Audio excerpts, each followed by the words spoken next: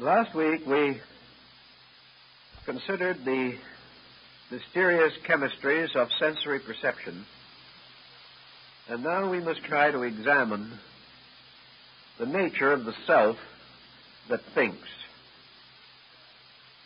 When we use this term, the self that thinks, we say it this way because most persons are convinced that the thinker in themselves is themselves. This identification of the being with its own mental processes has disturbed philosophy for a very long time and is beginning to disturb modern psychology. In the modern point of view, the future of man is rather dismal if his salvation depends entirely on his own mind. It is obvious that whatever this mind may be, it is not infallible. That it is not capable of, with certainty and inevitable correctness, approaching any situation. The mind is not an independent solver of problems. From it comes no infallible revelation about things to be done or changes to be made in human conduct. Rather, the mind seems to be a rather doddering factor, 1 minute strong for right, and the next strong for weakness.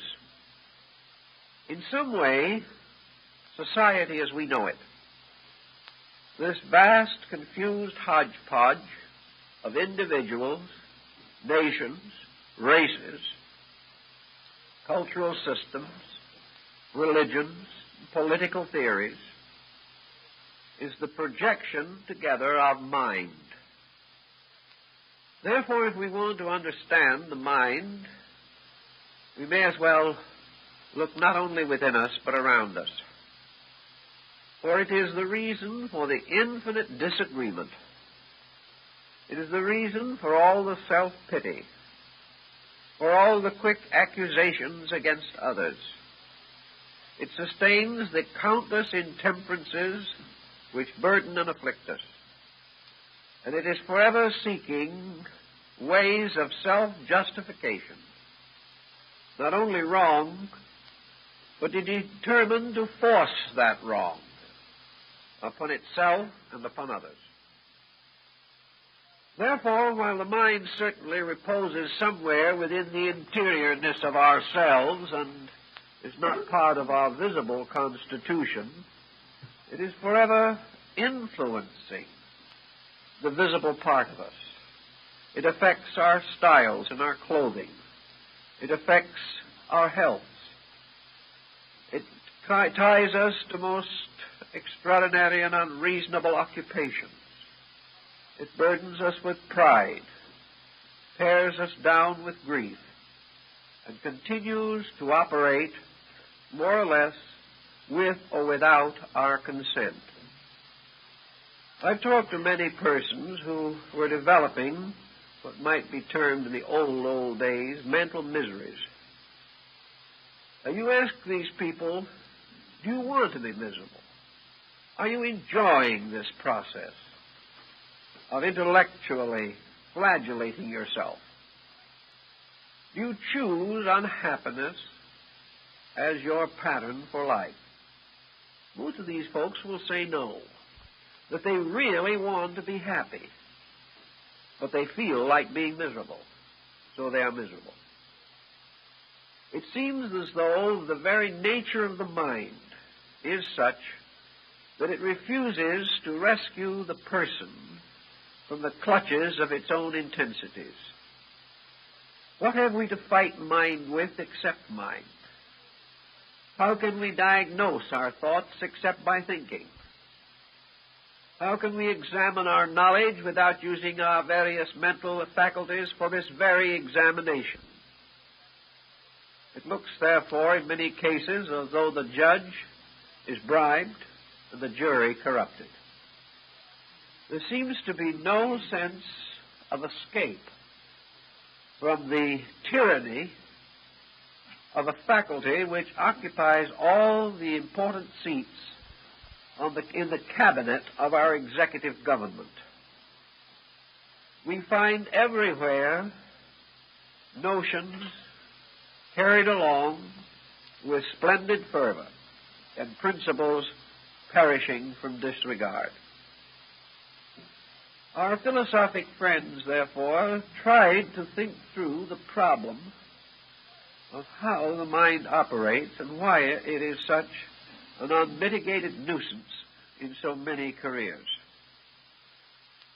We can only assume that the mind, like almost any other part of the personality, is an instrument incomplete, imperfect, unfinished. That to expect maturity of the mind is to expect maturity of a child. Simply because the body has reached what might be considered an age of discretion, we expect the person to be discreet, but he may very well lack the ability to meet these expectations. We have to recognize that the mind itself is a structure that does not automatically accomplish any good thing, automatically does not accomplish any evil thing. The mind is an instrument, a tool, like a workman's hammer, or his plane, or his saw, or his chisel. It depends upon the workman and how he uses these instruments, whether his work is well done or not well done. The skill is not in the instrument, but in the master who uses it. And in man, the power of the mind is not merely in the faculties themselves, but in some restraint over and above those faculties, some means of bringing this mental instrument into harmony and order. Last week we were discussing the mental coordinator, and I had a letter a few days ago asking me who he was.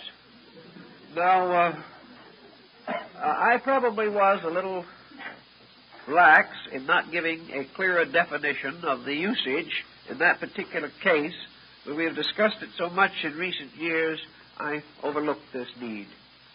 But the mental coordinator is simply this sixth instrument of the machine of the senses. The mental coordinator is the power which brings phenomena together, organizes it, and sets up relationships between things which, in their unrelated state, contribute no insight or understanding to the individual.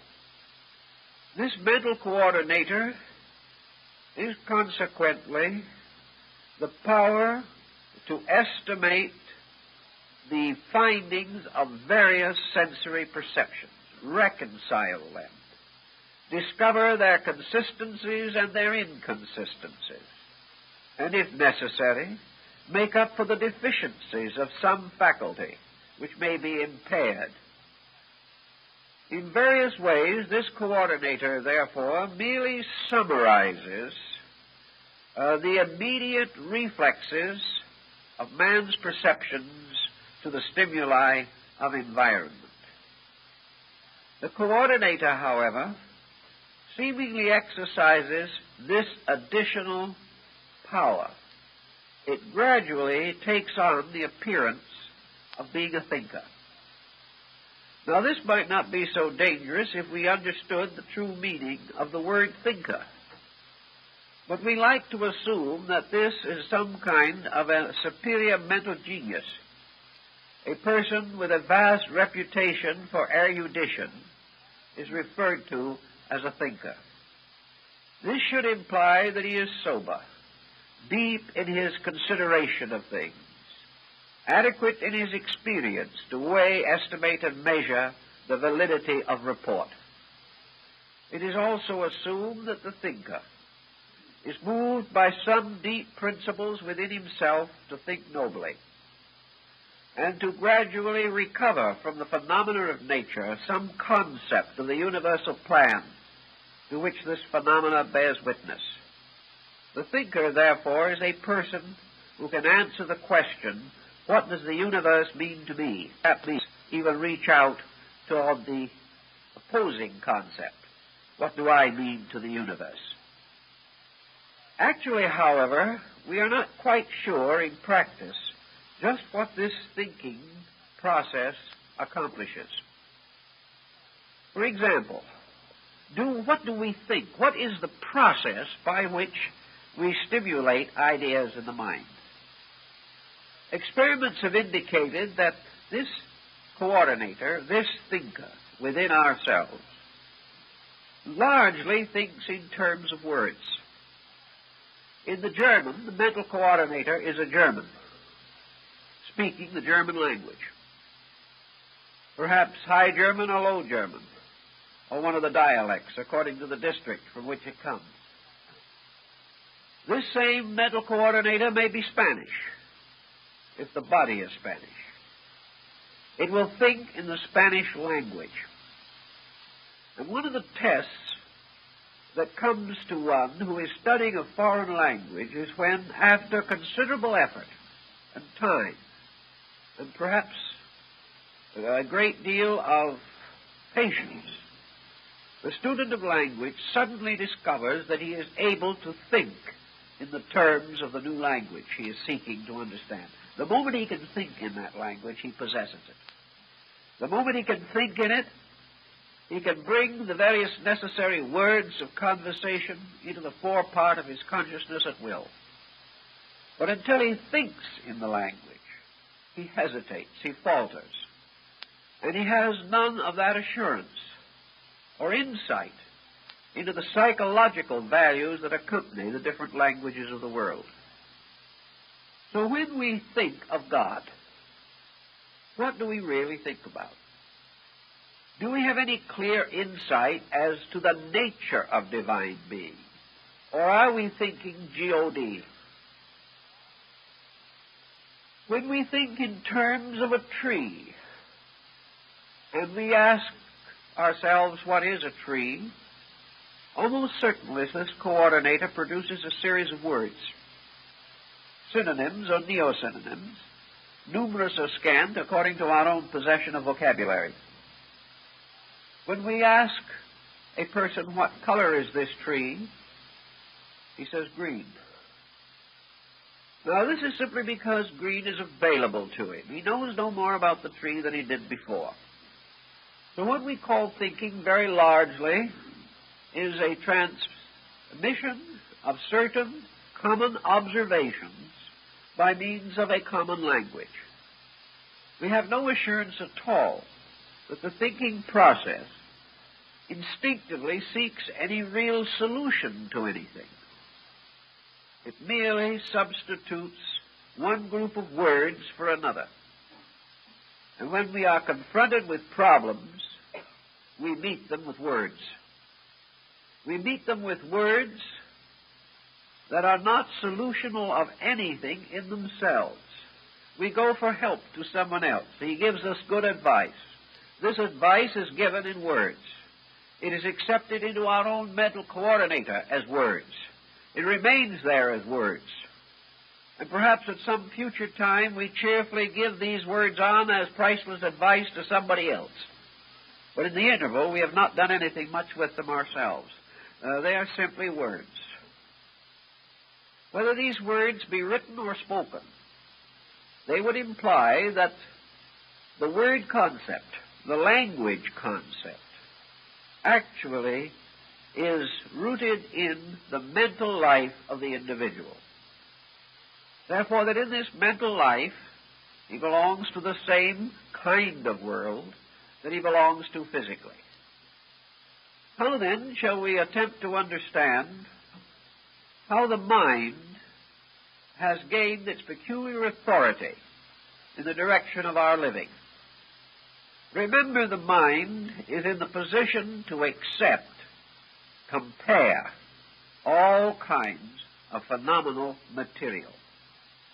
The mind also has a further ability within itself arising from its own very nature, and that is that it can project its own conclusions in strict harmony with traditional experience or observation, but not beyond. Thus it may happen that the mind can perform certain useful functions. Supposing we stand two objects side by side on a table. One is a large melon, and the other is a small melon. We immediately turn our attention upon the problems suggested by the presence of a melon.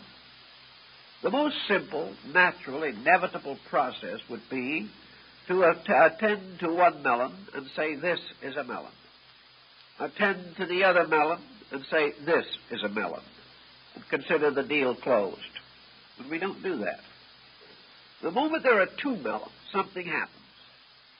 Instinctively, without realizing it or without knowing why we do it, we come to certain conclusions about our two melons. Somewhere arises within ourselves not only the discovery that there are two melons, but that one melon is larger than the other melon. This requires a little further consideration. We now have had to bring in the faculty of comparison. Then we may notice that one melon is a little riper than the other melon. This may invite that we eat the riper melon first. This is further testimony about melons.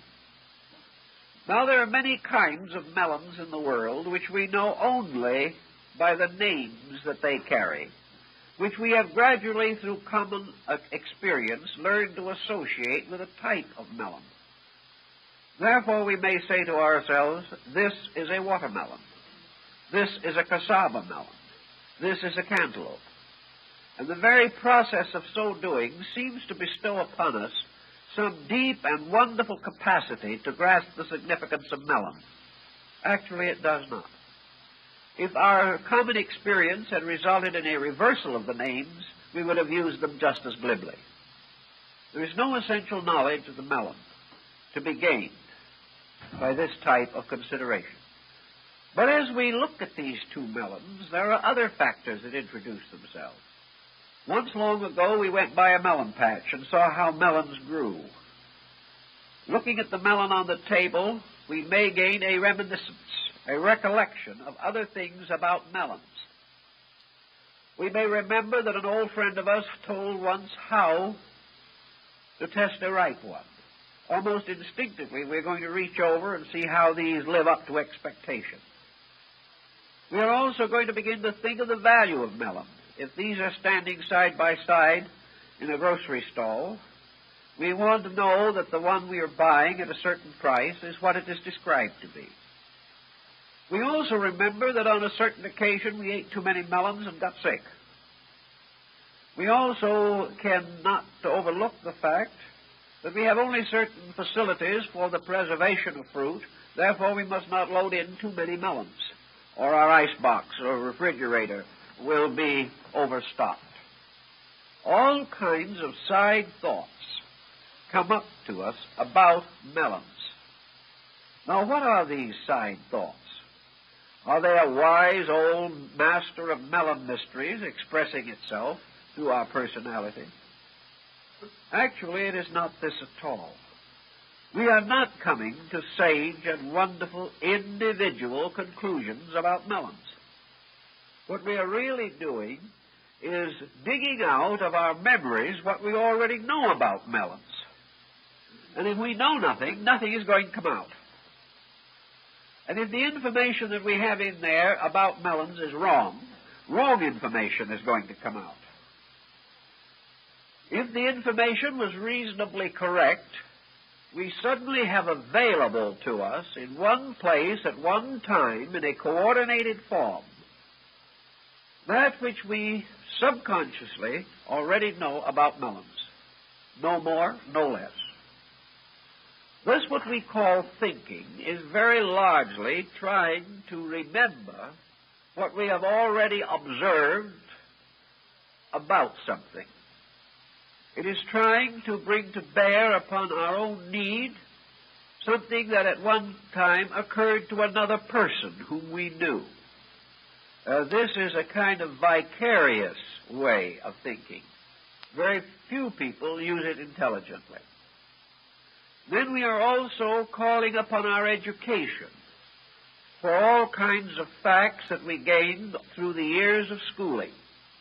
If our schooling was poor, the facts are defective. As we go thinking along, which is largely remembering, we are apt to come to serious holes in our recollections.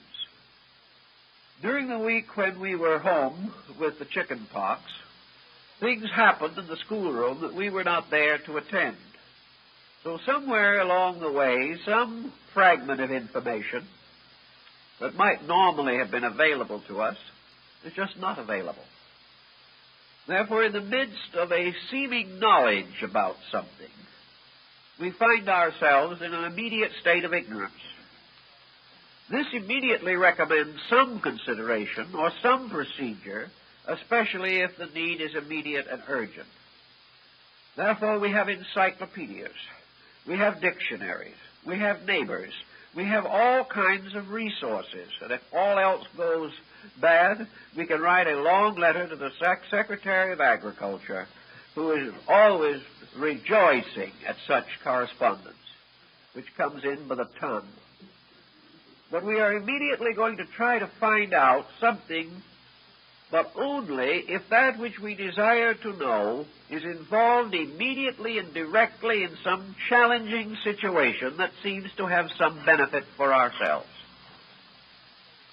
So much for the common way in which we put together what available facts we possess.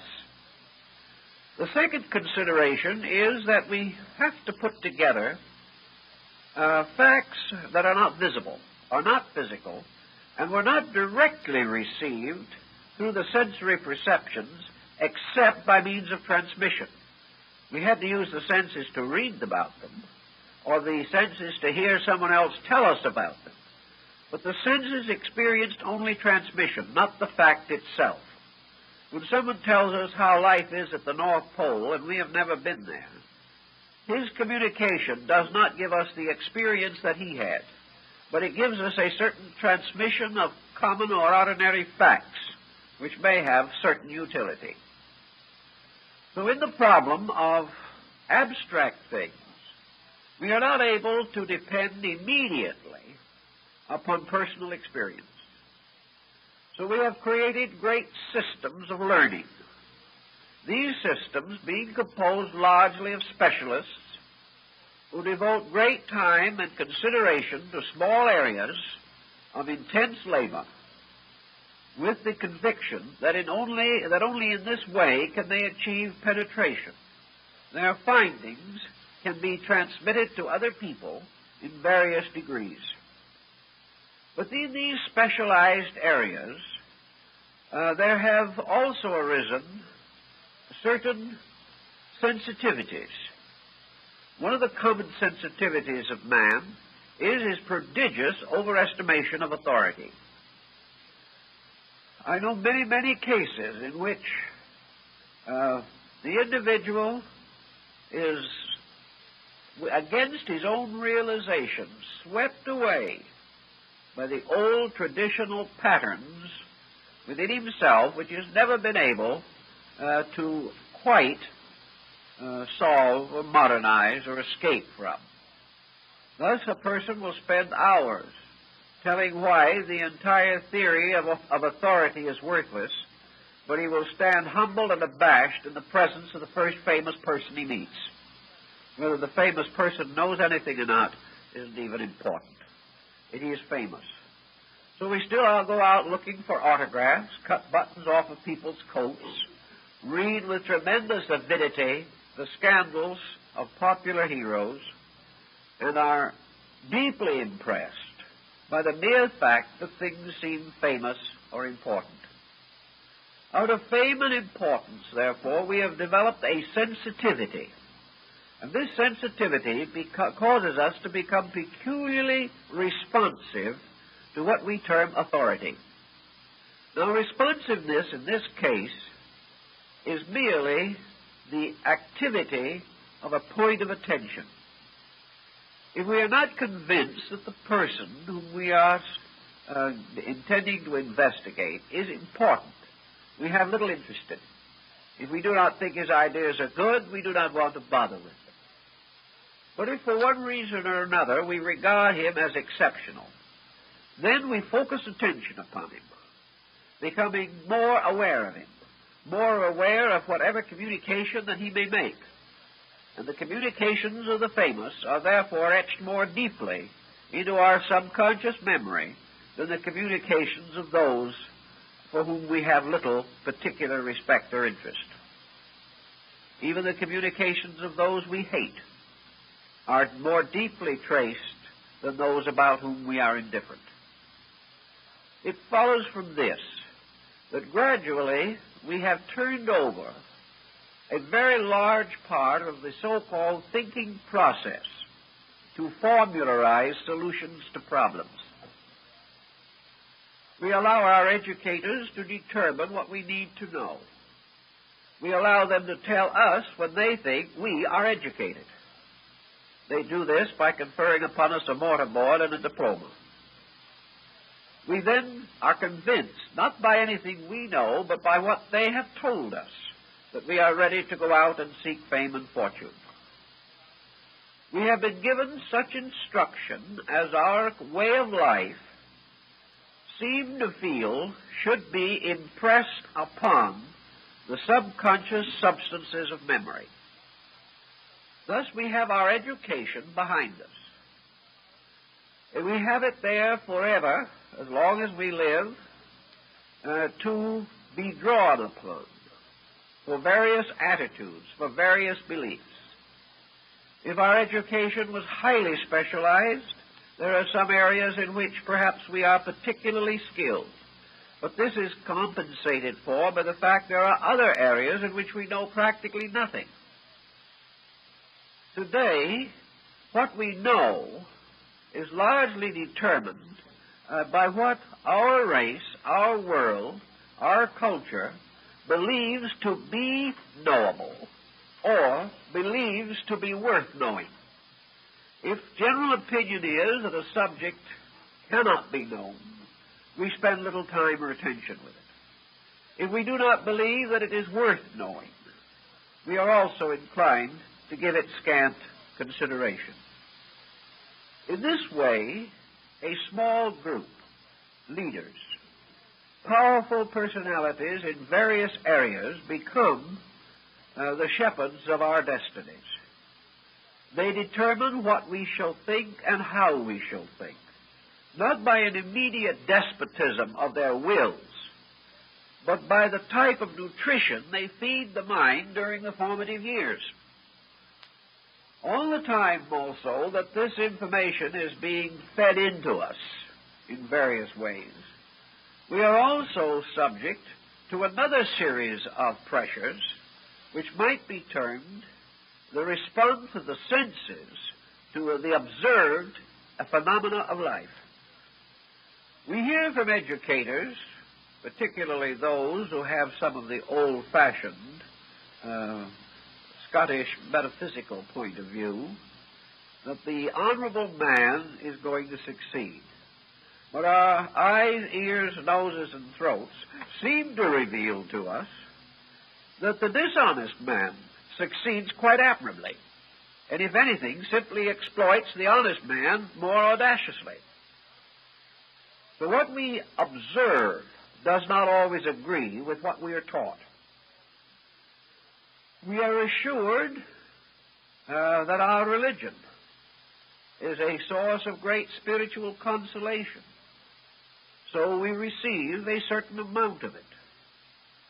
We are not sure, however, in practice or in the testimonies of the senses that religious people are living what they claim to believe. And just as the small boy is torn between parental advice and parental example, which may not be even consistent, man growing up finds the mental coordinator torn between the dogmatic instruction that is poured into it and the much more sprightly experiences with which it is daily confronted. This results in what might be termed divided allegiance. This divided allegiance nearly always ends in some kind of a mental dilemma, which we may call confusion. Things do not seem to work out as we expected them to, perhaps because we tried to work them out on one level while our expectations were on a different level. We are not at all happy when we estimate the quality of our achievements in the terms of the compensations with which they are rewarded. Everywhere there is confusion. And in this confusion, man is torn, usually, between theory and practice, between the old ways as he hears about them and the new ways as he sees them every day.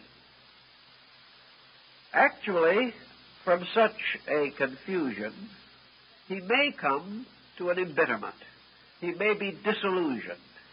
He may reach that peculiar state in which he no longer believes anything, becomes a total doubting Thomas, a skeptic, or even a cynic. Out of confusion of this kind undoubtedly rises our agnostic and our atheist. He is not a person who has within himself a driving determination to be different or to be negative. He is simply unable to find sense in the phenomena around him. He cannot make theories and practices meet. He cannot see the justice in things which some common faculty in himself perceives to be unjust. Thus we have the mixed mind. And out of this mixture of mind, we have again a second level of the two melons on the table. One melon is now, we will say, the code of principles which we have heard about, the great laws that have been given to us, the religions by which our lives were more anciently influenced than at the present time. Here is a wonderful structure of principles, ideals, beliefs, commendments, and commandments. This is one melon.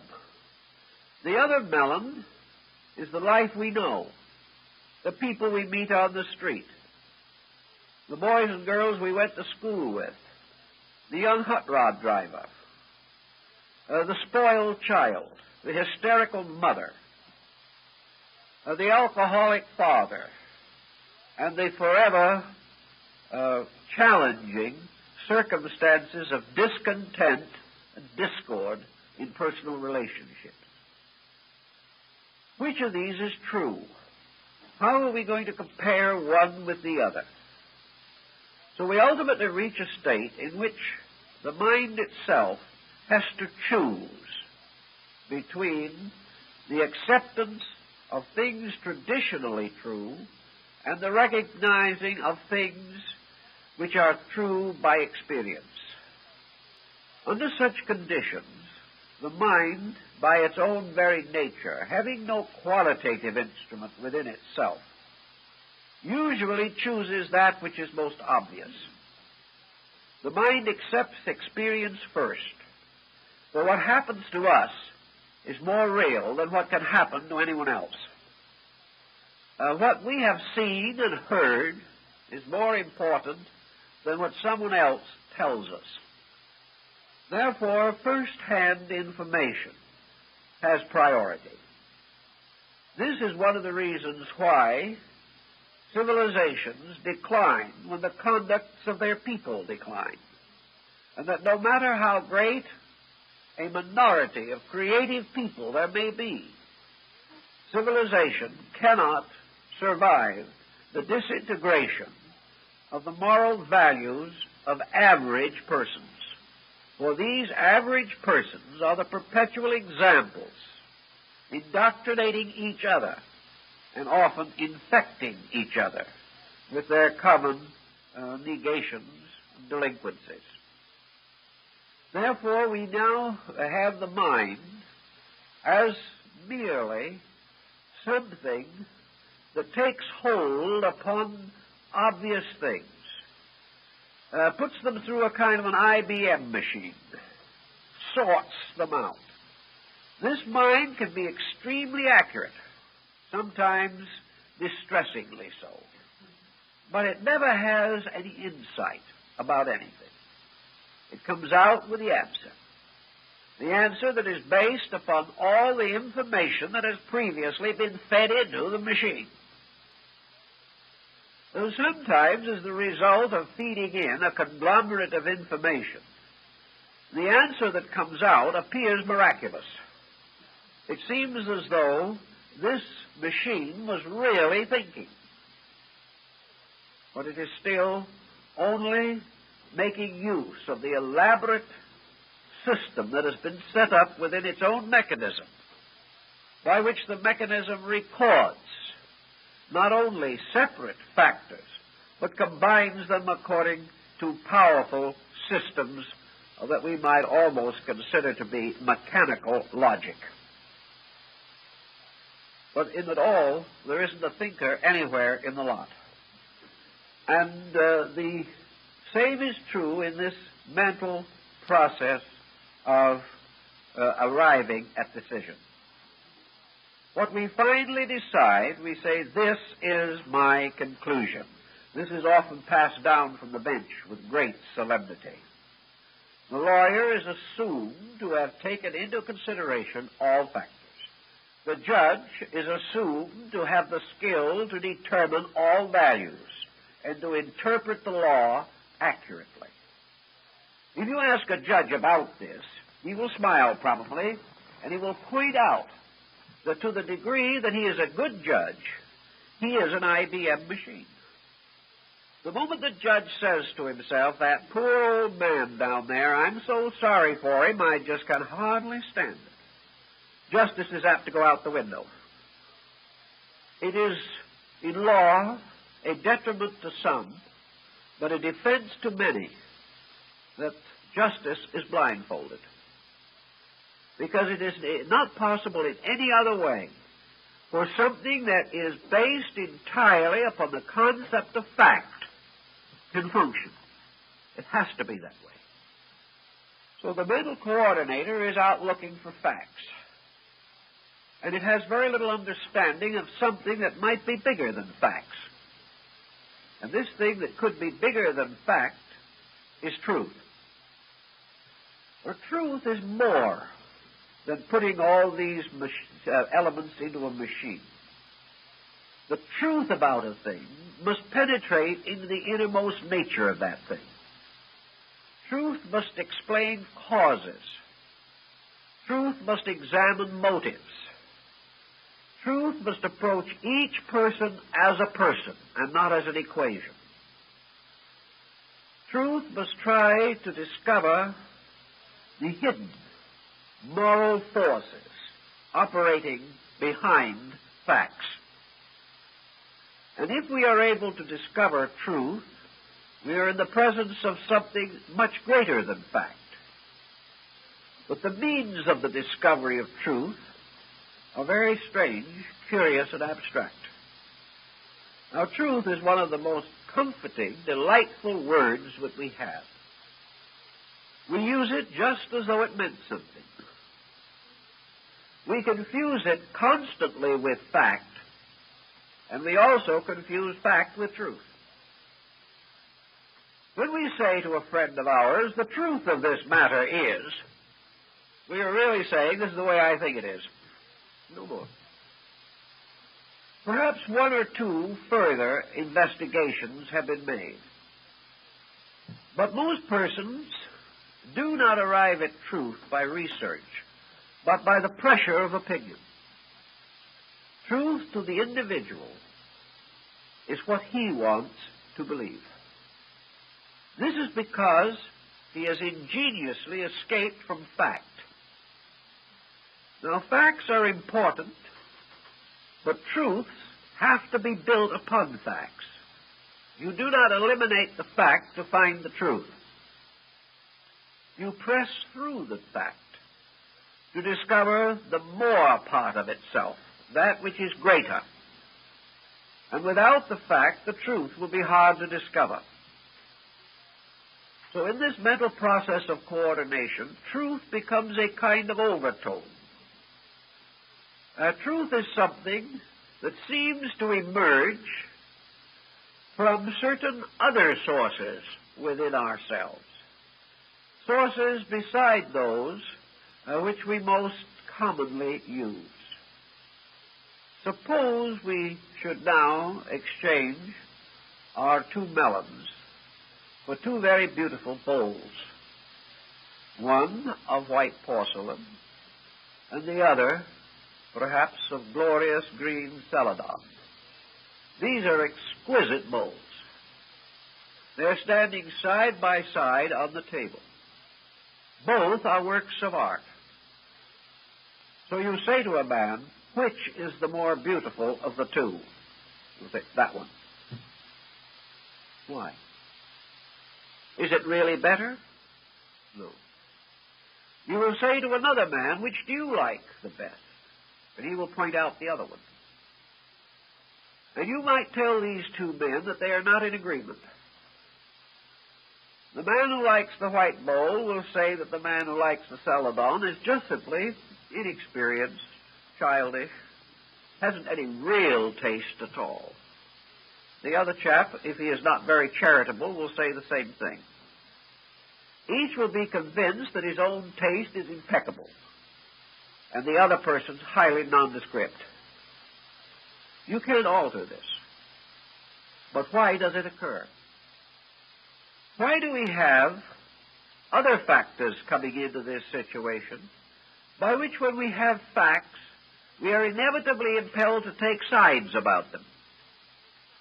We cannot leave facts alone. No one has ever been able to. We must begin to create fields of overtones around these facts. And one of the areas in which we create these overtones is that we place ourselves in some relationship to the fact. Is this fact helpful to me? Is this fact the fact I want? If it is, there is a certain exhilaration, there is a certain appreciation, there is a certain ready recognition. But if this fact comes up with an answer that is totally contrary to my own wishes and desires, I will probably have an engineer in to go over the machine. The machine must be wrong. The individual himself couldn't be wrong. And even if the machine is proved to be in good running order, the individual who does not like the fact that he learns will find one way or another to separate himself from the acceptance of it. Thus we learn that in the course of existence, in the course of living, in the course of building up the various conditions that we know, we have a number of recollections or reminiscences or association mechanisms which have a tendency to interfere with the clear statement of conclusion. We find that with every decision that we make, every situation that arises, that we remember things that were pleasant and unpleasant, fortunate or unfortunate. And these things add their evidence in the weighing of the so-called objective fact. To the simple processes of this IBM procedure, therefore, we add certain experiences at large, experiences that float around and will arise under many conditions and in very strange patterns, experiences which cause us to reject or cause us to question or cause us to exploit the so-called facts, not just to recognize them and go on with them. If man was an unconditioned creature, he could live by unconditioned facts. and would be the most dull instrument the nation ever produced. Because there is something very dead and sterile about facts. It is difficult to get up and work into a state of enthusiasm on the fact that rains fall or that the tides ebb and flow. These things perhaps can be made into something of significance by the poet, but in the daily experience of living, facts by themselves are not meaningful. Facts are only challenges by which we must come to some extended opinion or conclusion within ourselves. Facts mean what they mean to us. And because we do not have any clear center by which meaning is assured, we go on our grand old way of endless speculation, endless opinion, and continuous conflict with others about the validity of ideas. There is no answer to this in the world as we know it today. There are points in this procedure that have interest to us in our daily living, in the problems that we must all encounter. I think the most important basic lesson is that the study of the mind reveals to us that we simply cannot afford to be pig-headed. We cannot afford to assume that we are always right. We cannot afford to assume that our own thoughts are always important. And we have no right to assume that we really like the things we say we like, or really do not like the things we say we do not like. All of these conclusions arise from a set of factors that are not dependable. We can only assume that at any given moment our thinking is the substance of our attainment. If we have attained much, perhaps our thinking is worth more. If we have attained little, our thinking is worth little. This would be a wonderful way to relieve the world of one of the heaviest plagues with which it is afflicted, egotists.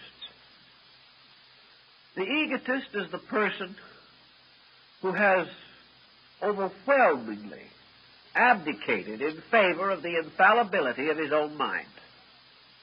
He is convinced that this mind is always right because it is his, and that other people's minds are no better than they should be, but his is far better than it could ever hope to be.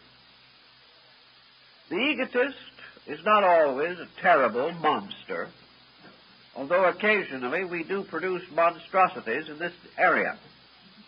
The average egotist is simply a comparatively ignorant person who doesn't know it, who in one way or another has built defenses against realities, has tried desperately to achieve some form of status, who is desperately desirous of being heard, of being appreciated, of being respected, of being admired, without very many basic qualifications. Thus he must advance himself. He must be his own press agent. He must try to impress other people. And he usually finally impresses them with his own ignorance. But perhaps they do not wait to tell him, and he goes happily on his way. But egotism in every department of life is dangerous to clear thinking and to the solution of any of the essential problems of living. There is one wonderful thing we can all do, and that is relax and suspect that there are things that we should know that we do not know, and that we are not going to pass final judgment on anything or anyone until we know more than we know now. This is tremendously helpful in arbitrating what might otherwise be violent head-on collisions. And the worst part of it is there are so many martyrs to these collisions who have died because they thought they were right and they were never right in the first place. We find this true in many different theories of life. We find it true in politics. We find it true in the arts and sciences, where tremendous patterns of opinion have gradually taken over, and individuals are convinced, each in his own case, that his group, his side, his faction is completely right. The other person is completely wrong. This is never more evident than at election time, when people who know none of the candidates become violently upset over the vices and virtues of people they've never met and about whom they know nothing except what appears in a highly prejudiced press. The mental coordinator is best served by the individual gradually supplying it with additional information, knowing that we must depend upon judgment for most of the decisions of life. It becomes important that this judgment shall be as sound, as adequate, as enlightened as possible.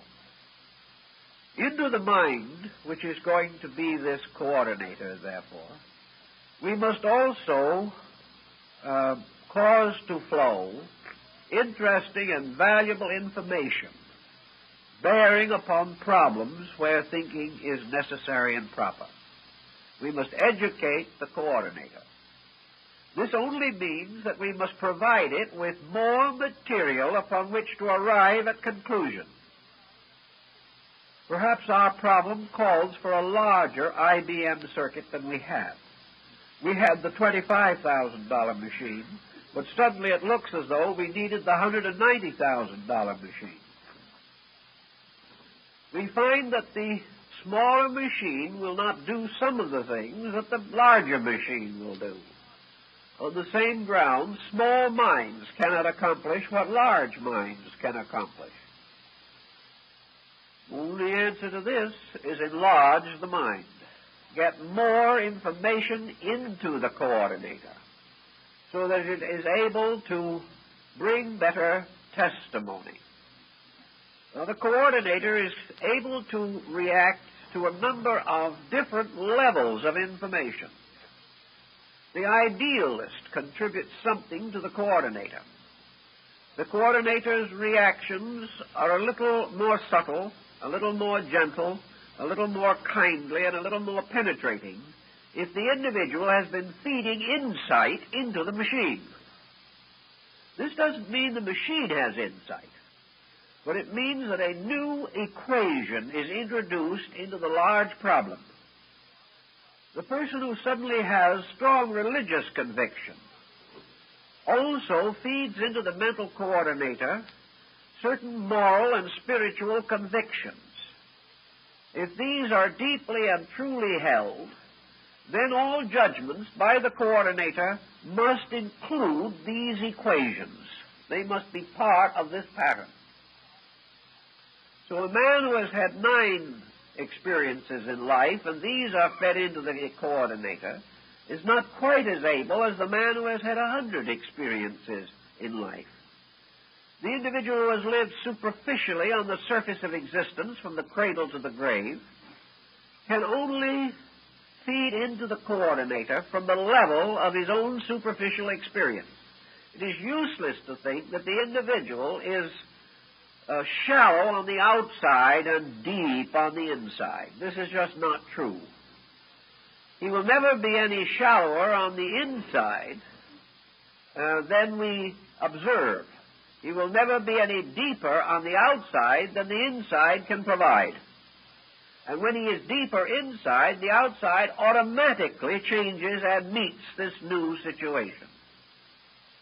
So there cannot be a great interval in which an individual is a physical failure in everything, but a great spiritual success at the same time. The individual cannot be always right and always miserable, nor can he be always wrong and always happy. The coordinator must be adjusted. It is then necessary to use the mind primarily to reveal its own shortcomings to itself. By this revelation of shortcoming, which the mind grudgingly brings in, it never does so enthusiastically. It does, however, gain a new insight into itself. Simple example. A man walking across a bridge that looks a little rickety gets out in the middle, thinks it over, and says, "I think I can make it." So he continues his way across, the bridge collapses, and he drops into a muddy stream underneath. As he gets out of the water, he rather sadly reflects to himself, "I guess I was wrong." Now, in this simple circumstance, the mind has rebuked itself. Nothing new has been added. The individual thought the bridge was strong enough. By experience, he found out that the bridge was not strong enough. Therefore, he knew his thought was wrong. In this tangled procedure of existence, we make such useful discoveries every few minutes. And in the course of time, we come gradually to more and more negative conclusions about the mind. The more we trust our weight upon it, the more we discover ourselves in trouble. Now, why should this be if the mind is factual? The reason why it is true is that while the mind itself is factual according to its own knowledge, the person using the mind is living in an outer universe, a material existence, most of the facts of which are not available to the mind. We do not, as yet, have the answers to hardly any of the basic physical questions of existence. We have some kind of explanation, but almost every year science overthrows one of its own conclusions. Science is a kind of mental process, using the same coordinating instrument. And science is supposedly able to teach itself because it is theoretically willing to admit its own mistakes. It remains close to its facts, and when these are proven wrong, it drops them. Man, however, in the same position, when proven wrong, clings to his error and dies with it. The coordinator is therefore able to discover its own inadequacy. It tries to apply the common knowledge and finds this inadequate. It tries to apply personal experience, but finds that an experience is never actually identically repeated. Therefore, there is always something in the new situation that the old experience did not quite take care of. Then we have to race on to some kind of judgment about it. And in this problem of adapting old experience to new problems, the possibility of error again intrudes. We cannot, with absolute certainty, say that the mind of man is capable of making him happy here and now in this world. If it is not able to do this, then man must either accept misery or must find some way to remedy the situation within his own mind. Nearly all of the ancients agreed that ignorance was the common cause of all disaster. And ignorance is simply a mental coordinating machine with no cards being fed in. And as a result of that, the wheels are going around desperately and nothing comes out. The reason nothing comes out is that nothing went in. There's another type of thing also in which if enough cards are fed in that are themselves inaccurate or incorrect, that which comes out will compound the felony. So ignorance is always the individual not knowing anything, or not knowing the right thing, or desperately conceiving that he knows something that is not true. Any such informations as this, or misinformations, fed in, will certainly come out with a wrong answer. Man's mind, therefore, of itself, is continually revealing its own inadequacy. This inadequacy is viewed by consequences. The man who found the bridge broke under him, heard the noise of the breaking, which was contributed to the brain by the ears, and the sudden feeling of being wet, which was contributed by the sense of feeling. He also had his mouth full of water, which contributed to the sense of taste. He saw himself falling, so that his eyes and sight were affected, and in all probability he also had the smell of stale water from the millpool underneath. All of this evidence was taken back by the sensory perceptions to the coordinator. The coordinator sifted all this through its mechanism and came out with the inevitable conclusion that the bridge wasn't strong enough. You could hardly get away from it. But as it had previously solemnly pronounced that the bridge was strong enough, the coordinator itself is in a dilemma, and the individual dependent upon it can only conclude that the quality of the conclusion reached by the mental coordinator in man is dependent upon the quality of the information which it receives, and not too much can be expected of it at any given time or under any given group of circumstances. Buddha went to work on this problem in connection with his idea of the aggregates, the various experiences which, pouring into man, provide the units from which judgment is compounded.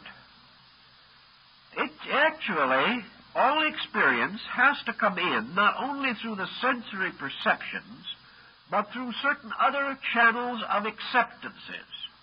If we were sure that every time an individual saw or heard something on the outside of his nature, that the true, perfect, inevitable, and accurate record of these occurrences would pass immediately to the coordinator, we could have more comfort and consolation. But this is not the case. In the process of passing into consciousness, all experience is subject to the vitating process of interpretation. The individual does not honestly accept experience. In most cases, he has to interpret it. And by the time he has gotten through distorting this experience to meet his own preconceptions, that which goes into the coordinator is already morally and ethically and rationally dishonest. Buddha tells us, therefore, that one of the first things we have to do in trying to help this mental process to function is to stop cheating on it. Stop forcing it to be what it should not be. Stop trying to fool it. And also, stop feeding it attitudes and opinions and notions that are not valid. Because if you feed in things which are not true, conclusions that are not true must come out. And when they come out, they will be much more impressive than when they went in, but they will be no truer. To achieve this correction of basic ignorance, there are certain disciplines which antiquity set up. Not for the redemption of a God in man. The ancient didn't believe that you had to educate a God in the human soul. What you had to educate was the inside of man himself. For it was not from any God that his troubles sprang, but from himself. Buddha then took the attitude that we must decide in ourselves values. What are we going to ask of this coordinator? What are we going to demand of it? Are we going to demand that every man be a Socrates? Are we going to insist that every one of our children will be a genius? Are we going to stand by and overeducate young people who need to know how to work much more immediately than they need to know Latin verbs? What are we going to do with these factors in our own natures?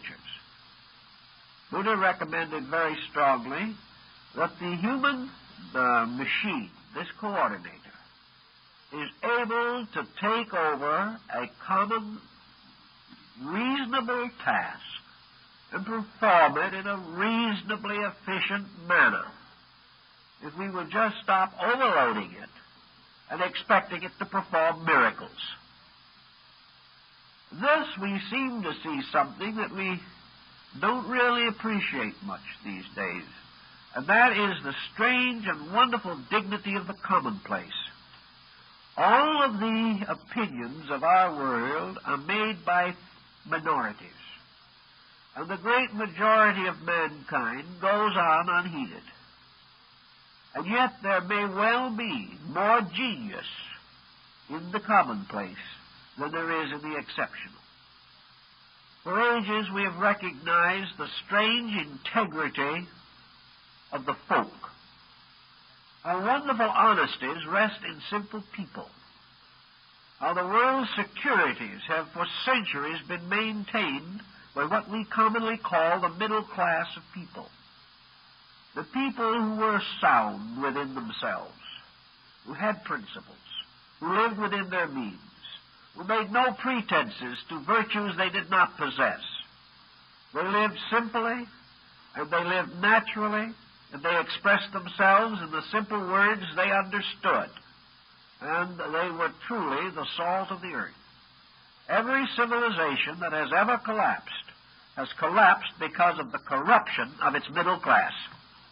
And this middle class, therefore, may be likened to a moderate-sized machine, a coordinator that is probably all man really needs. Certainly a coordinator which ages of evolution have made available to him. If he doesn't crowd it, if he doesn't pack it, if he doesn't try to run it too fast, if he doesn't attempt to cheat on it, this coordinator will serve reasonably well.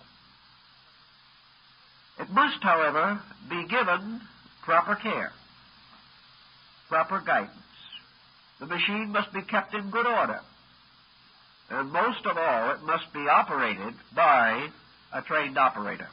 If you don't have that tossed into the situation, your repair bills are going to greatly exceed your original investment. So we have the operator that has to run this machine. Though in this particular case, the operator himself seems to be almost part of the machine. But the operator is a level of intelligence originating from the machine, but strangely separated from it by a certain overall experience, which the machine itself cannot completely convey.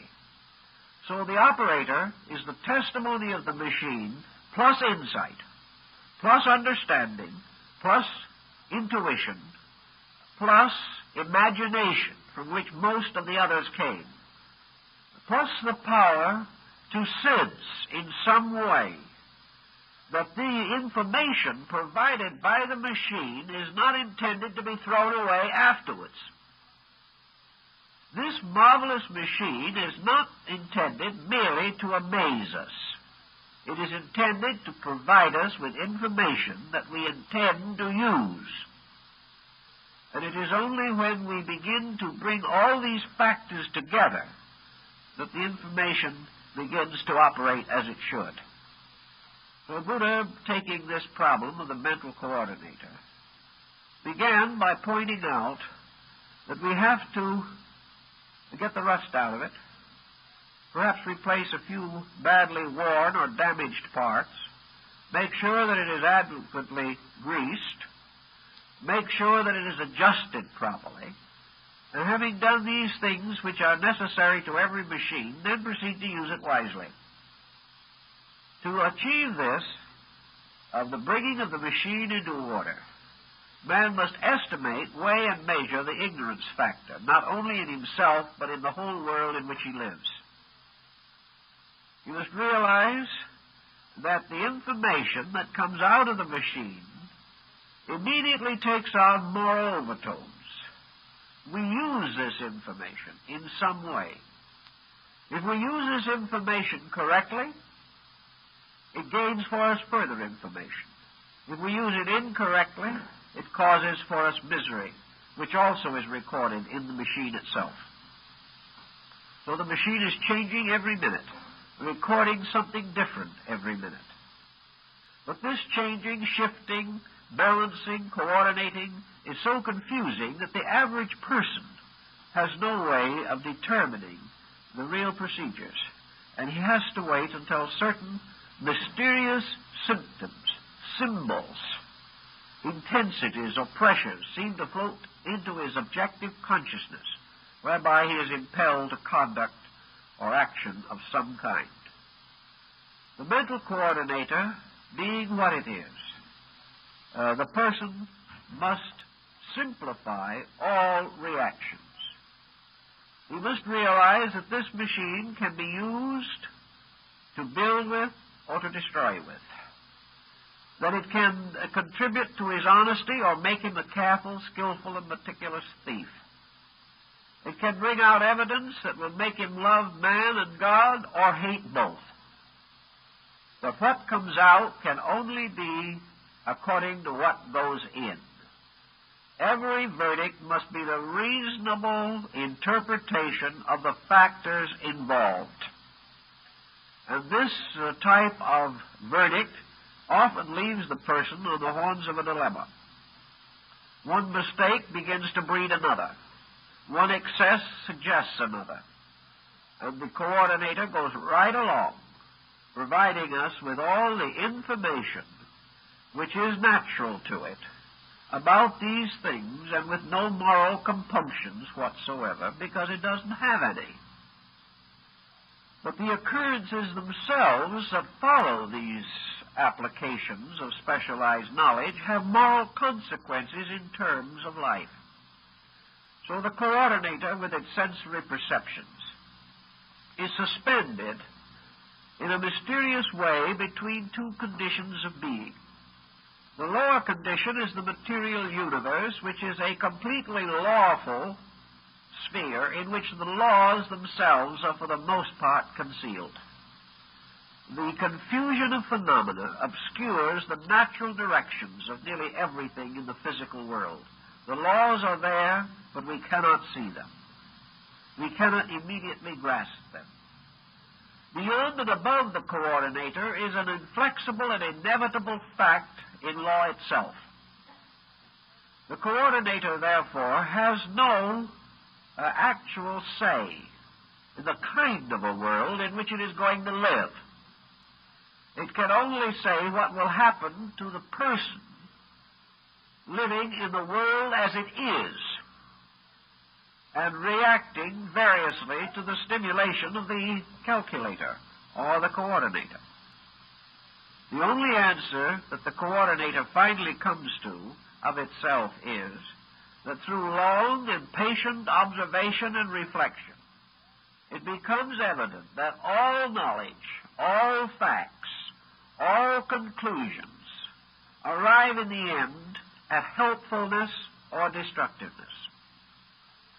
That all things either bring with them security or cause insecurity.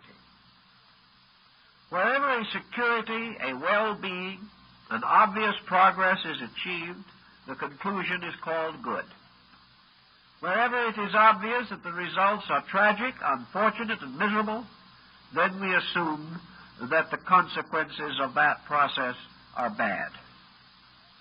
So everything that the coordinator does leads to something, leads to an application, which in turn has implication. Thus, Buddha tells us that the individual must use the coordinator itself to slowly organize his material relationships with existence. Now he must then call upon the different levels of the coordinator. The highest level of it is the abstract level. And here the facts are usually known only by tradition. But into this higher level are certain abstract convictions, beliefs, or ideas that seem to have great validity. These must be called upon. Also, there is a middle level in the coordinator, in which it is obvious that growth or change moves things upward or downward, towards the better or toward the worse. And there is the lower level of the coordinator, which simply concerns itself with creature comforts, which concerns itself with immediacies, in which the immediate takes precedent over the real, and the instant dominates eternity. These different levels, each has experience according to itself. And the individual has to work through these levels through the patient guidance of the machine by which he thinks. Having realized that he can do things for this machine and to it, that in his rage he can break it, or that because he is a good operator it will last longer in his keeping, whereas if he is a careless operator, defects appear much sooner in the mechanisms. He has much to do with maintaining the efficiency of the instrument. And for him, in his daily living, efficiency means the increase of the factual and the truthful content, and the gradual building into the coordinator of things which, when they come out, will be pleasant, happy, constructive, and useful. If, then, we take into this coordinator an overwhelming grief or an overwhelming grievance, the wheels go round, and in the end there comes out something that is morbid and unsatisfactory and destructive to our peace of mind. There's only one way in Buddhism to prevent this, and that was to stop the inflow of it, to gradually reduce the intensities of the things which bombard the calculator. Thus, Buddha holds out for fact, but not for the exaggeration and the distortion of fact. He points out, for example, that there is no reason why men should not be comfortable. There is no virtue in misery, even for great causes, unless it's absolutely necessary. But the individual cannot afford to make comfort his total purpose for life.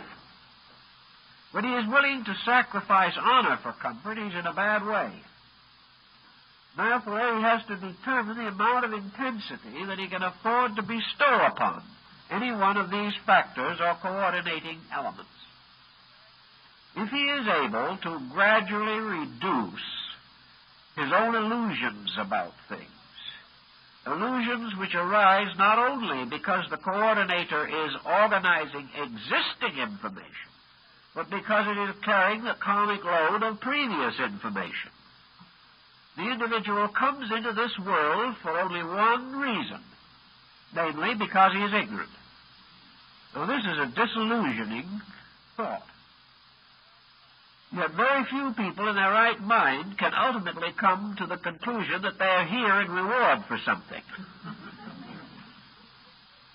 There seems to be only one excuse for being here, and that is that there's something the matter with us.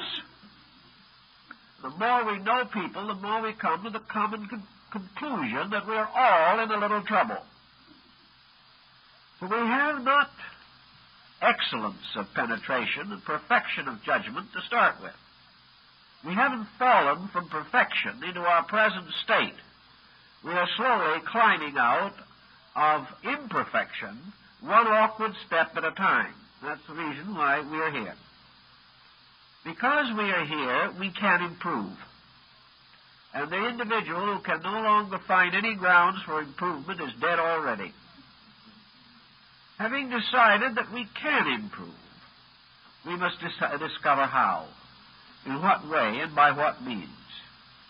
Buddha says that we can improve definitely by getting emotion and pressure out of our relationships with life. As long as every relationship between the coordinator and the outer life is pressured by the inordinate intensities of the sense perceptions, we will never get a faithful judgment or an honest report on anything. The only way we can really feed the coordinator useful knowledge is by making a program out of finding this knowledge, doing something with it, and providing it in an attractive, usable form to the coordinating factor.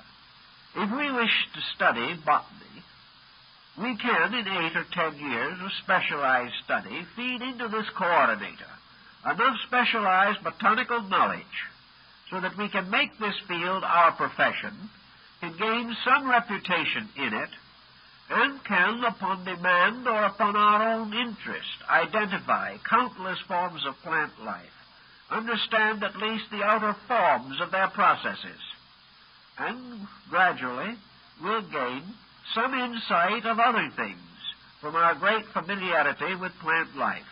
Burbank discovered many wonderful fragments of universal philosophy from his love of plants. But Burbank worked with plants. He learned the facts. He fed these facts into the coordinator. And as a result, he came out with judgment, understanding, and security so far as those facts were concerned. But when he was asked to come down to San Francisco and take a pulpit and preach in a church, Mr. Burbank didn't have his facts anymore. It wasn't his world. Somebody took it for granted that because Burbank was a good man in horticulture, he should make an excellent preacher. That is the burden of being famous. You're expected to know many things you can't possibly know. As a result, Burbank said things which were totally inconsistent with his own convictions. He was so confused as a timid little old gentleman who had no experience with these things that he couldn't be heard beyond the third row, which was perhaps just as well. And he went home heartbroken and misunderstood, and an unkindly press made a miserable situation for him, simply because he was totally out of his field. Now, this happens to everyone. We are all totally out of our fields if we go beyond that which is the common knowledge which we have attained. But we can specialize various areas in the effort to become more proficient in those things most needed at this time for our growth and integration. If we are willing to spend 12 to 14 years learning engineering or astronomy or biology, we should certainly realize that we must spend similar effort and similar time in the process of actually creating an adequate mental coordinator. This will not be handed to us on a silver platter. We are not assured of it because our parents were brilliant people. We are not in any way safe as far as our mental equipment is concerned until experience itself proves that we have a large measure of common sense. The problem, then, is to cultivate it, to develop it, to feed into this integrator, this coordinator, the type of information which will result in a well-ordered life. That by the constant procedure of physically experiencing contact with other things, we come to valid conclusions about the meaning of this type of contact. We are not deceived by appearances. We are not victimized by the intensities of our own emotions. We do not blame other people because we are in trouble because of our own ignorance. We realize that between ourselves and the things we want to be and the coordination that we want to have are the three deadly enemies of integration: ignorance, superstition, and fear. As long as these dominate conduct, and as long as ulterior motive dominates practice, the coordinator is going to be corrupted. And because it is corrupted, it cannot serve us, and we cannot depend upon it. Either the person has to have an orderly, integrated, constructive process of thinking, or else he is going to be victim to the miseries of his own mental mistakes. We see this every moment as we go along. We see the individual under the intensities of some pressure within himself, dedicating his life to useless ends.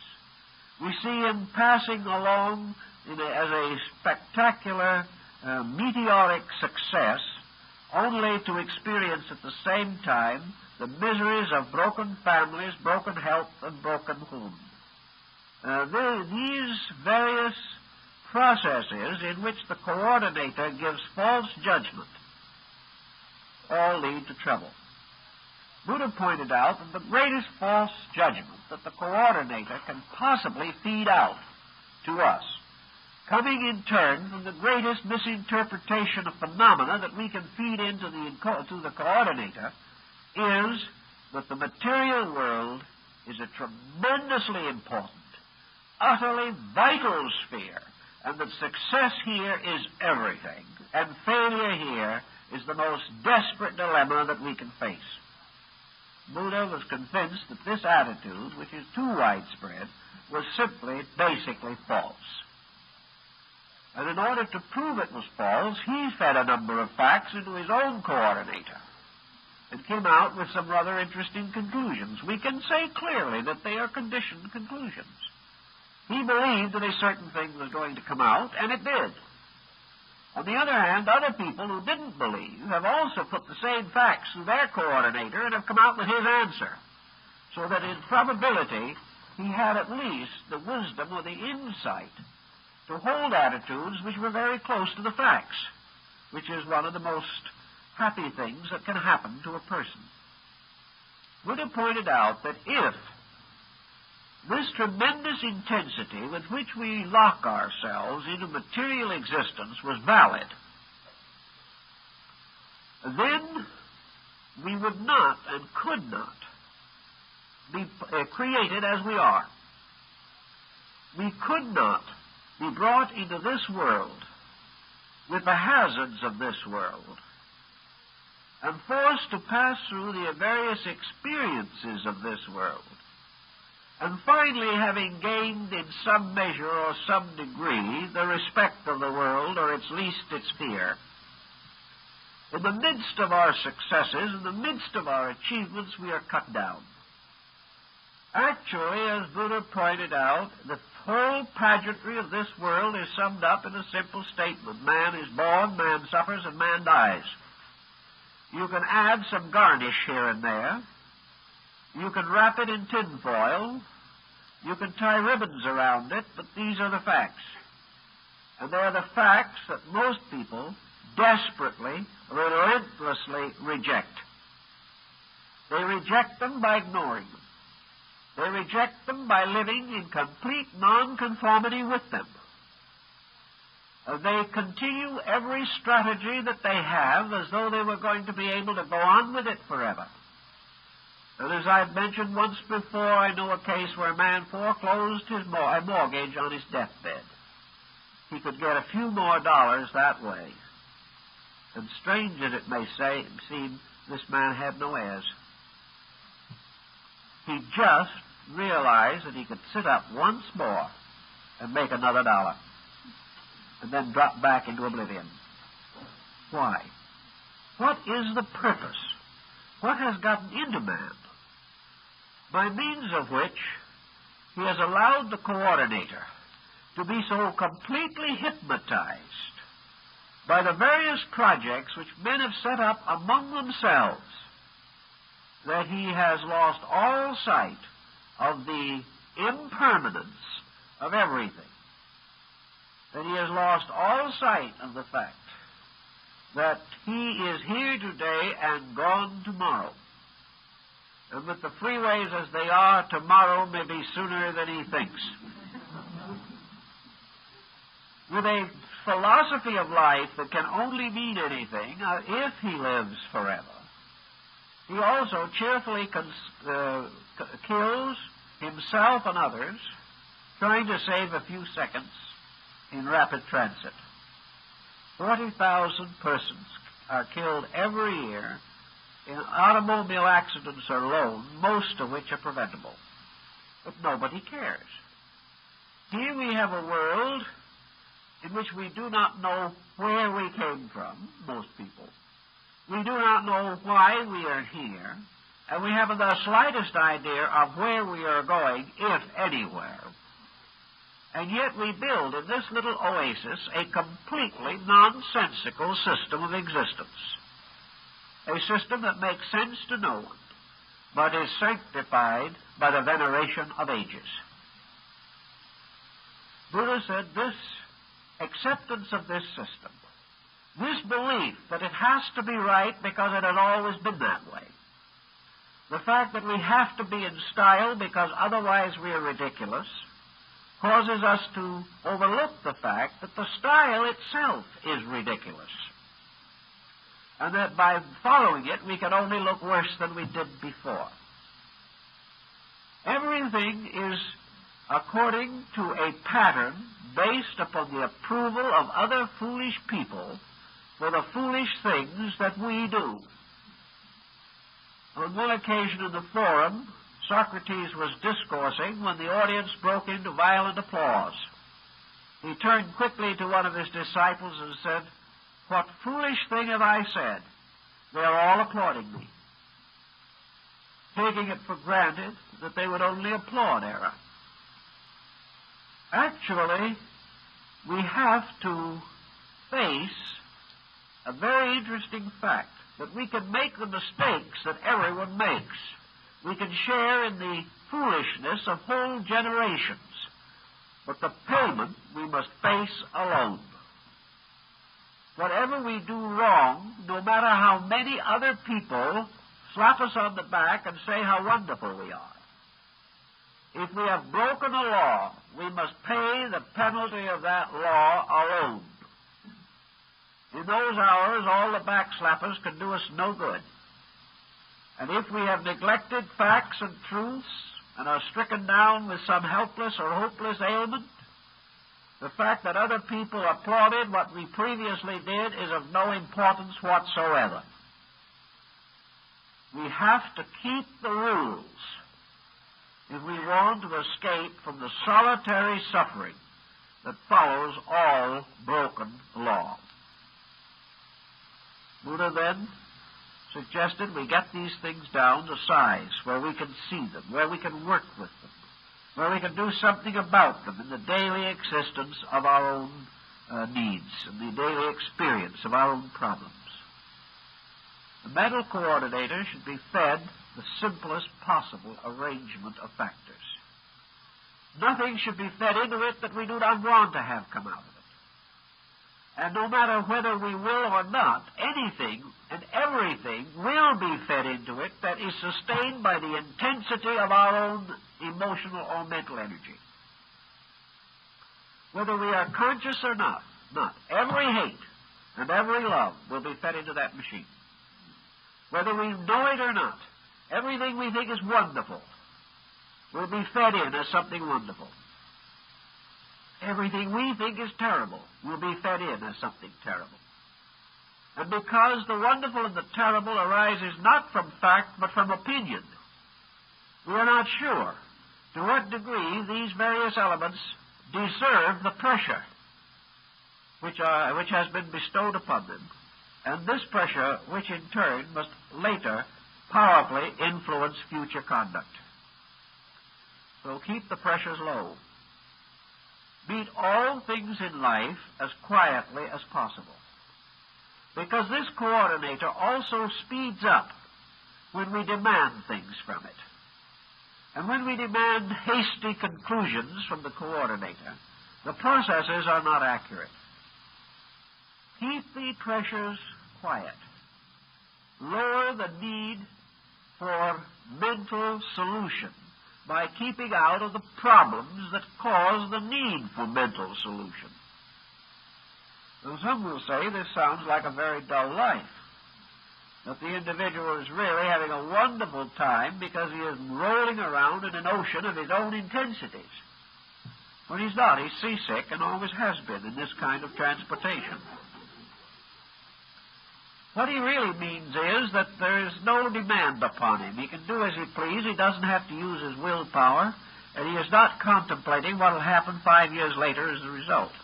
Take it as it is. Let the future take care of itself, but the future is catching up to him every minute. The coordinator is best equipped and best solved when we keep the pressures low. Now, it doesn't mean that we can't have interesting things.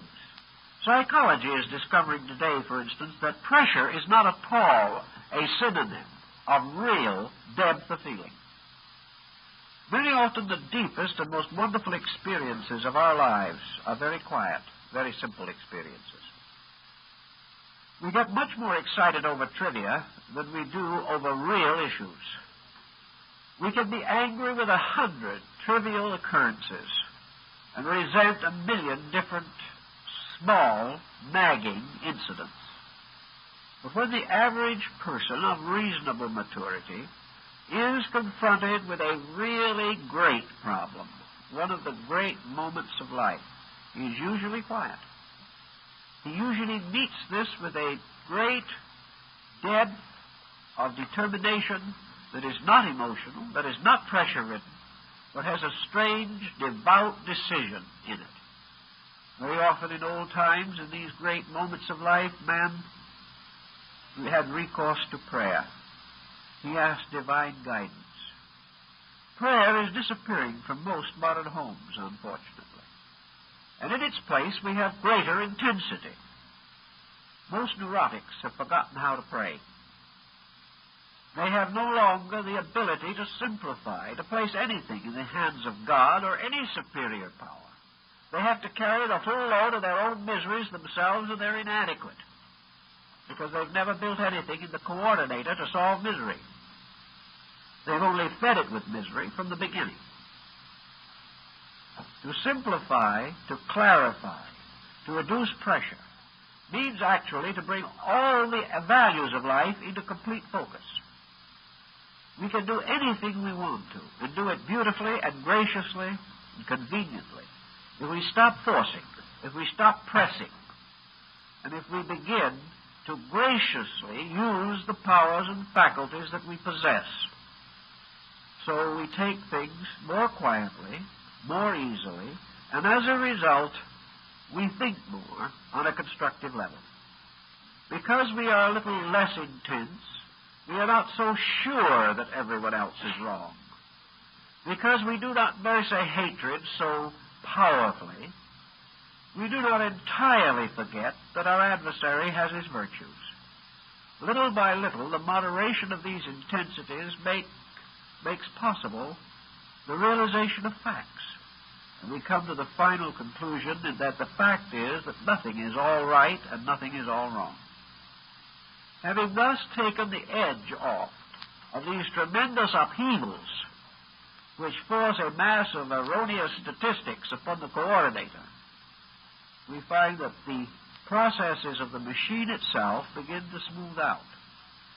The answers are no longer dogmatic. They are suggestive answers, things to help us. The conclusions are no longer infinite and inevitable. Rather, they reveal rather clearly that they are according to the facts available. They are not dogmatic. They always allow that other facts could exist and undoubtedly do exist.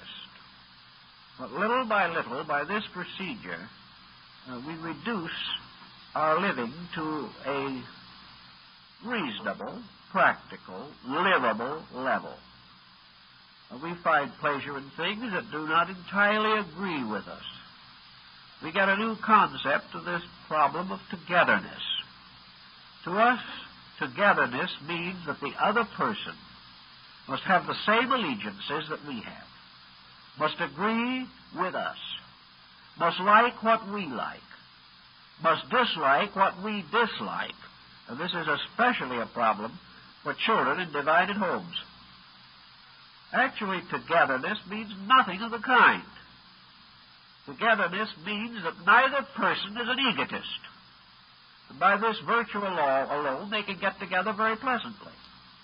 It is never a problem of somebody being always right and somebody being always wrong. As soon as we get rid of that tremendous false overtone of infallibility, which we do not merit, we will find that it is possible to share differences and in that way enrich both persons. We are not really benefited because other people think the same way we do. We are benefited when other people can lead our thinking, not in their direction, but in the direction of a greater truth. The adventure of sharing new ideals is the real privilege of togetherness. But today it depends largely upon the fact that one person has a dogmatic attitude and the other one accepts it. This is about the same type of togetherness that we used to find in the two horses on a beer truck, where one horse did all the pulling and the other horse let him. And this is the way it has always been. In the working with this mental coordinator, which is not a person, but a process in our personality, it is just as surely the monument to our collective nature as our physical possessions are monuments to our ingenuity or our tenacity in certain areas of activity. As we build houses, so we build characters. As we grow, we develop new internal attitudes which help us to grow further. And growth is a process that begins wherever you start. At any moment, the individual can begin to improve the processes of his own consciousness. He can do it by relaxing away from the various intemperances and intolerances of attitudes which lock the coordinator. He can develop an open mind, a seeking mind, a searching mind. He can rejoice in new ideas instead of trying to exterminate them. He can be glad that other people do not agree with him, but hopes that everyone of good sense agrees with themselves to at least a reasonable degree. If we had this type of thing, we would have no religious intolerances. We would have none of the race intolerances that burden us. For all intolerances represent some defect in the proper attitudes of the mind. And where the mind is so perversely affected that it cannot find solutions, it then begins to create antagonisms and discords. If man had devoted half the energy to the solution of his problems that he now expends in objecting to other people, the race would be in the golden age long ago. But we cannot break through these patterns. And unless we do, we live and die with them. And the person who says that this mind is himself is correct to the degree that it represents the sum of his present attainment. But if he says, in speaking of his mind, that it is an infallible, sacred, spiritual self within him, upon which he can have absolute dependence, this is not true. The only thing he can depend on is that the results of action will be consistent with the causes. And wherever a person is in trouble, the causes have caused the trouble. And we are either happy, adjusted people, or we need to grow. And the only way we can grow is by recognizing this need and accepting it as more important than the continual perpetuation of thoughtlessness. The moment we find that our lives are not happy, we know that our facts are not straight. And by taking this seriously to heart and going to work with it, we begin to clear up things. And when things begin to clear up, we feel better. Our friends feel better. Our neighbors feel better. And little by little, a betterness of this kind extends out into society. Society is changed not by mass motion, but by the improvement of the internal coordination of the individual. When enough people are right, the world is right. And when we are right, essentially right, we are in agreement. Therefore, the fact that the world is in agreement on very little indicates that the world is not right about very much. And because we are inconsistent in our own dedications, we are not very sure. So we have to look with a suspicious eye at that machine and begin to wonder whether we can afford the extravagance of letting it go along without leadership, without guidance, without purpose, and without capitalizing on its product. We therefore seriously feel that each individual should think through, with the coordinator itself, the consequences of this expensive and luxurious piece of equipment, and make sure that in practical terms it is paying for itself. If it isn't, it's up to him to see that it does. Well, we'll now go home and examine our coordinators. Thank you very kindly, and see you next week.